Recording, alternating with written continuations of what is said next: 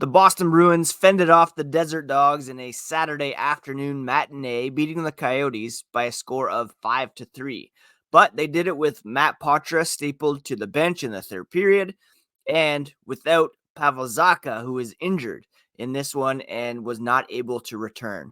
We're going to talk about all this and more on a brand new episode of Locked On Boston Bruins. You're Locked On Bruins, your daily podcast on the Boston Bruins. Part of the Locked On Podcast Network, your team every day.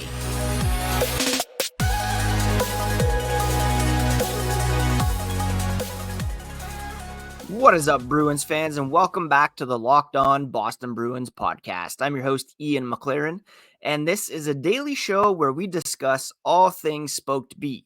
Today is Monday, December 11th, and I want to thank you so much for making Locked On Bruins part of your day.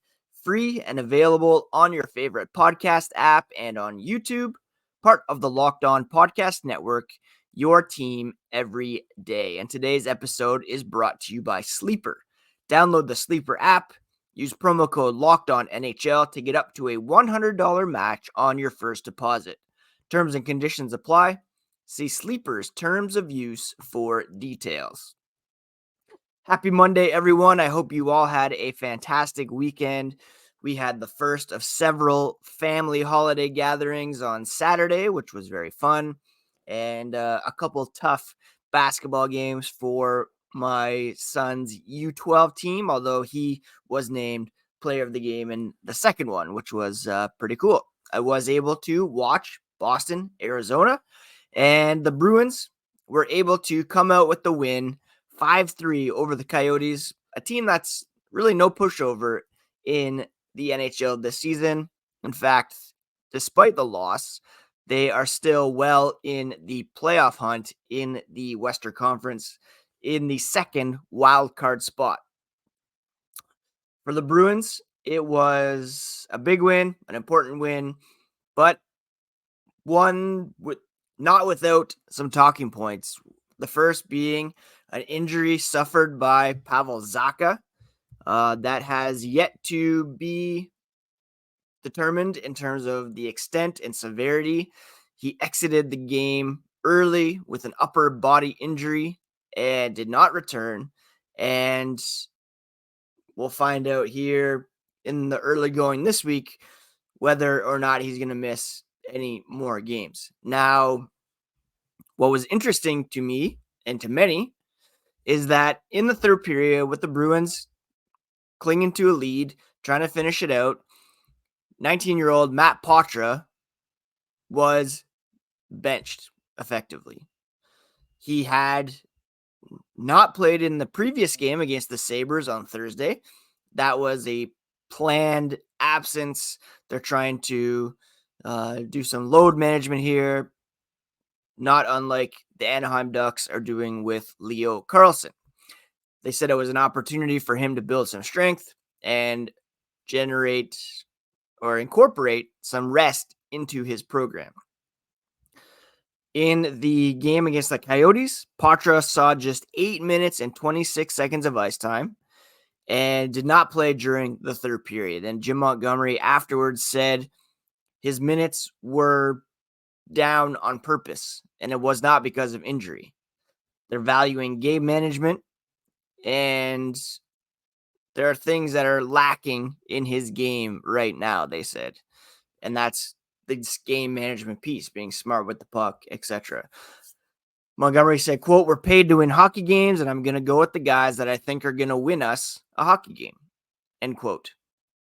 In fairness, Poitras did have an up and down game during his limited ice time against the Coyotes, but he did have a stellar board play that set up Danton Heinen's goal. And on the other hand, he did cough up the puck in the neutral zone, and it led to a odd man rush the other way and a goal against on the Bruins. So ups and downs. Again, he won that board battle near center ice with Clayton Keller and got it to Danton Heinen, who put the Bruins up, I believe, 4-2 at the time. But here's the thing. What's the point, especially when Pavel Zacha is injured? What's the point of having Poitras in the lineup if he can't learn what it takes to close out a game in a Saturday afternoon matinee in December against the Coyotes? If he's being sat at this point in the season and in that circumstance, how's he going to learn how to handle these situations later on in the season when the games matter more? I mean, you could say all 82 games are created equal and, they got to get the 2 points when they can get it. Poitras' turnover led to a goal against. They can't have that happen. But at the same time, if he's going to stick around for the balance of the season, if he's going to play some playoff games, you need to get him those reps in those late game situations in crunch time in order for him to learn what it takes to close out games like this. And again, they're no easy out, these Arizona Coyotes. And especially with Zacha injured, you're leaning heavily on Charlie Coyle and John Beecher. So give him a couple of shifts at least. It's not the first time the Poitras has been benched in later situations. It happened in a game against the Maple Leafs on December 2nd. He had just 2 shifts in the third period in that game. And for Montgomery, he said back then it was an opportunity for him to watch and grow and learn. But there's only so much learning you can do from watching. You also have to experience it for yourself. And if Poitras is not going to be relied upon for these late game situations, then how's he going to learn? How's he going to, figure out what it takes to close out these games? How's he going to contribute? And what's he doing there long term? If he can't handle, or Montgomery doesn't yet trust him in these situations on a Saturday afternoon in December without giving him those reps, how's he going to be able to trust him down the stretch and into the playoffs? And it kind of makes me think that perhaps, again, going back to the 41 game benchmark where the unrestricted free agency bumps up a year, could Poitras be sent back to Guelph at some point? It's certainly possible. And we'll see if this trend continues. That just raises the likelihood in my mind. But if he's there, if he's on the team, if he's seen as one of the top 4 centers in the organization, then give him a shot to learn and grow and figure it out. If not, then send him back so he can learn in those situations. That's just my 2 cents anyways. And again, we don't know the extent of the Zacha injury.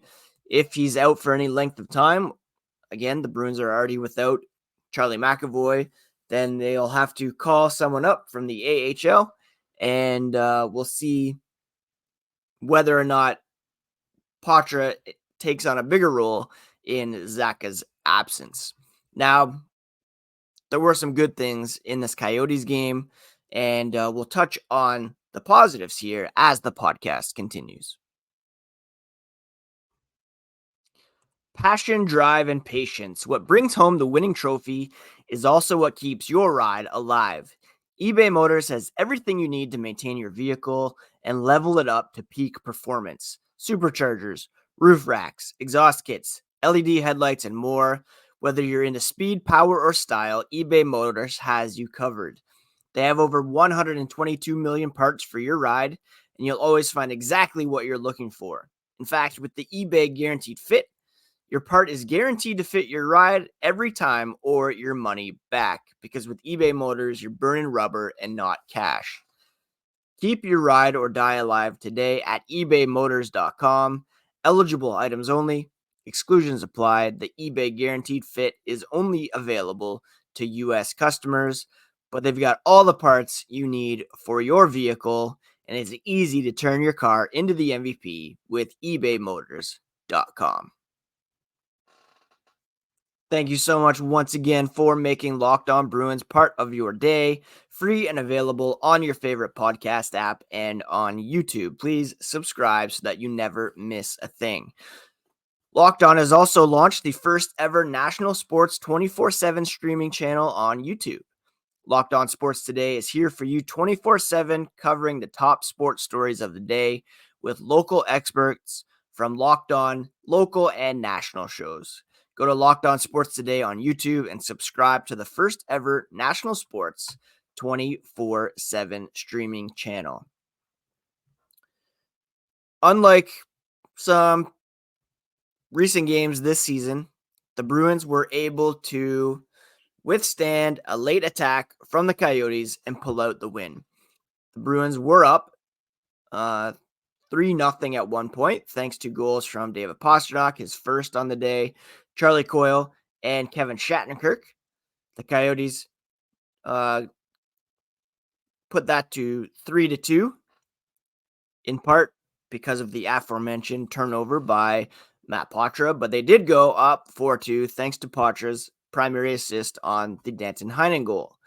Lawson Krause did make it a 4-3, and it made a lot of us think of recent games where they were unable to make clears. The opposition pulled their goalies, and they were able to tie it up. David Pastrnak increased his MVP contention by burying his 16th goal of the season with about 5.5 minutes to go in the game, and the Bruins did not look back. And David Pastrnak, for my money, once again, a Hart Trophy finalist. He is third in the NHL in points behind Nikita Kucherov, who's got 47. JT Miller of the Vancouver Canucks is at 40, and Pastrnak at 39. Don't look now, but Connor McDavid is making a pretty big charge and will likely be right up there. I mean, by the end of the week, he could be up with Pastrnak or ahead. He's averaging 1.57 points per game. Pastrnak is fourth at 1.5. Nikita Kucherov, 1.68. Jack Hughes is at 1.57. His point total is a bit down, but he's got 33 points in 21 games. He missed some time due to injury. It's going to be a wide open race when it comes to Hart Trophy consideration, but David Pastrnak belongs right there. The way he's producing in the post Bergeron and Krejci eras proves that he is an elite driver. He can succeed in any and all situations. And what's most impressive to me is that he's got 7 more assists than he does goals. So he is also facilitating some offense from his teammates. He's second in the NHL in shots, 12 back of Nikita Kucherov with 2 fewer games played. And he's averaging less ice time than many of his closest competitors.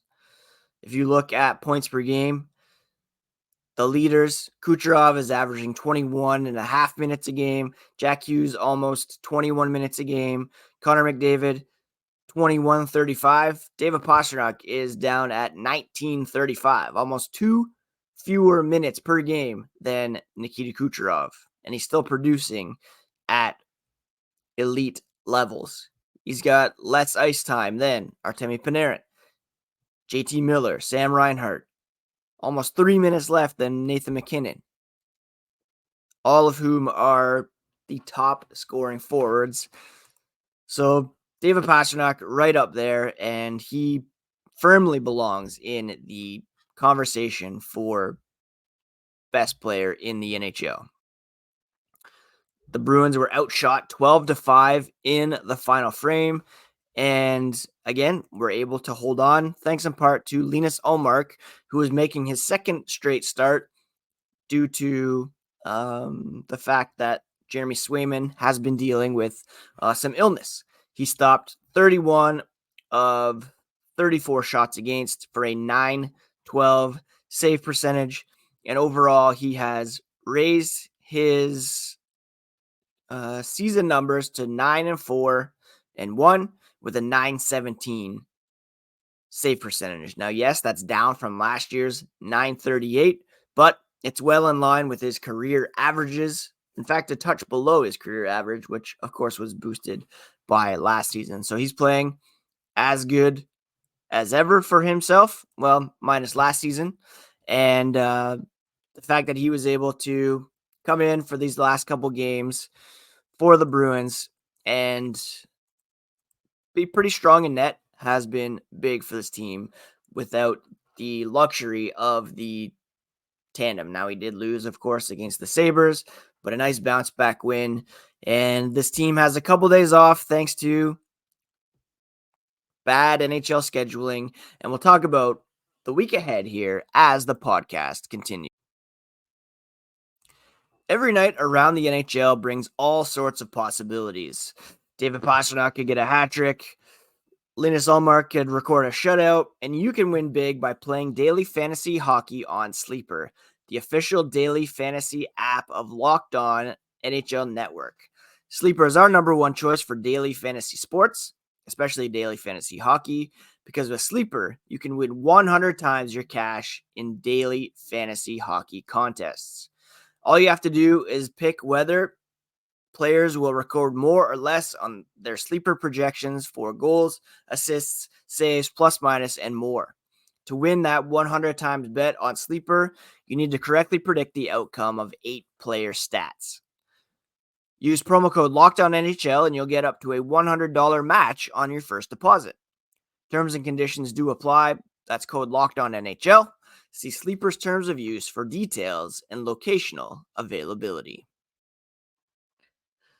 The Boston Bruins are gathering for practice here on Monday morning, according to Steve Conroy of the Boston Herald, and Brad Marchand and Charlie McAvoy encouragingly are skating before the team takes to the ice. No update yet on Pavel Zacha, but if there's a prognosis or a timeline, then I'll be sure to post on the Locked On Bruins YouTube channel. So please do subscribe there. Now, I don't know what the schedule makers have against the Boston Bruins, but over the next 3 weekends, they have back-to-back situations.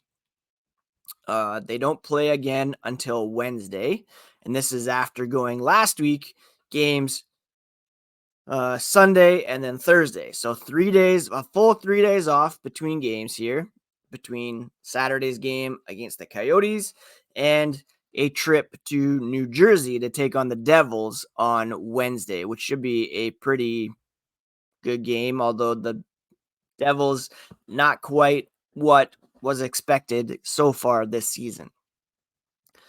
They'll get a night off, and then they'll be in Brooklyn to take on the Islanders on Friday night at 7:30 p.m., and then back home to take on the New York Rangers, 7 p.m. on Saturday night. So thankfully, we don't have to deal with matinees, but still back-to-backs this weekend, back-to-backs next weekend in Winnipeg and Minnesota right before the Christmas break, and then back-to-back on December 30th at home against New Jersey and in Detroit for New Year's Eve, a game at 5 p.m., which I will be sure to watch. I believe we'll be in Ottawa at that point for visiting family over the holidays. So that's what the week ahead looks like for the Boston Bruins. 3 games against Metropolitan Division teams, all from the New York area. Right now, the New York Rangers are first in the Eastern Conference with 39 points, tied with the Boston Bruins. They each have identical 750 point percentages. Boston has the better goal differential, but New York's first by way of having 16 regulation wins compared to Boston's 15. And then the Islanders right now are currently they're in the second wildcard spot ahead of the Tampa Bay Lightning. They're both level in points, but the Islanders have 3 fewer games played. New Jersey Devils, like I said, a bit disappointing. They're outside of the playoff picture at the moment. So these will be big games for them as they try to move up and prove that they are a playoff team. And of course, Rangers, Bruins, always entertaining. So should be a good week of hockey ahead for the Boston Bruins and us fans. Of course, we will have full slate of shows this week. On tomorrow's episode, we'll do the Atlantic Division Power Rankings.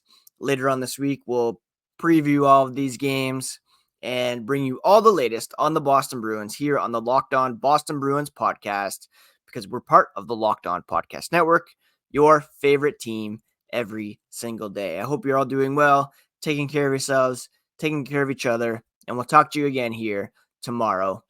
Take care, friends.